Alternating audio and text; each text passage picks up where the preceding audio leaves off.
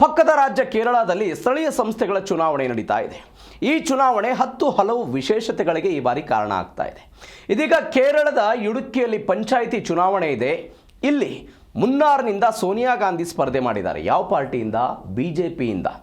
ಇವರು ನೀವು ಅಂದುಕೊಂಡ ಹಾಗೆ ಕಾಂಗ್ರೆಸ್ನ ಅಧಿನಾಯಕಿ ಸೋನಿಯಾ ಗಾಂಧಿ ಅಲ್ಲ, ಬದಲಿಗೆ ಬಿಜೆಪಿಯ ನಾಯಕಿ ಸೋನಿಯಾ ಗಾಂಧಿ. ದುರೈರಾಜ್ ಅಂತ ಅಲ್ಲಿಯ ಕಾಂಗ್ರೆಸ್ ನಾಯಕರು ಅವರ ಪಕ್ಷ ನಿಷ್ಠೆಯ ಕಾರಣಕ್ಕಾಗಿ ತಮ್ಮ ಮಗಳಿಗೆ ಸೋನಿಯಾ ಗಾಂಧಿ ಅಂತ ನಾಮಕರಣ ಮಾಡಿದರು. ತಮ್ಮ ಪಕ್ಷ ನಿಷ್ಠೆಯನ್ನು ಈ ಮುಖಾಂತರ ಅವರು ತೋರಿಸಿದ್ರು.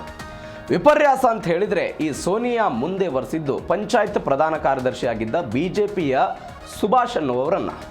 ಬಳಿಕ ಸೋನಿಯಾ ಗಾಂಧಿ ಕೂಡ ಕಾಂಗ್ರೆಸ್ ಅನ್ನು ತೊರೆದು ಬಿಜೆಪಿಯನ್ನು ಸೇರ್ಕೊಂಡಿದ್ದಾರೆ.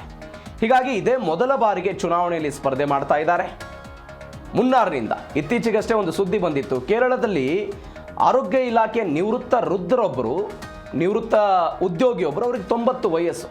ಅವರು ಕೂಡ ಸ್ಥಳೀಯ ಸಂಸ್ಥೆಗಳ ಚುನಾವಣೆಯಲ್ಲಿ ಭಾಗವಹಿಸಿದ್ದಾರೆ, ಚುನಾವಣೆಗೆ ಕಂಟೆಸ್ಟ್ ಮಾಡಿದ್ದಾರೆ. ಇದೀಗ ಅವರು ಕೂಡ ಸುದ್ದಿ ಆಗಿದ್ರು. ಇದೀಗ ಸೋನಿಯಾ ಗಾಂಧಿ ಕೂಡ ಸುದ್ದಿಯಾಗಿದ್ದಾರೆ.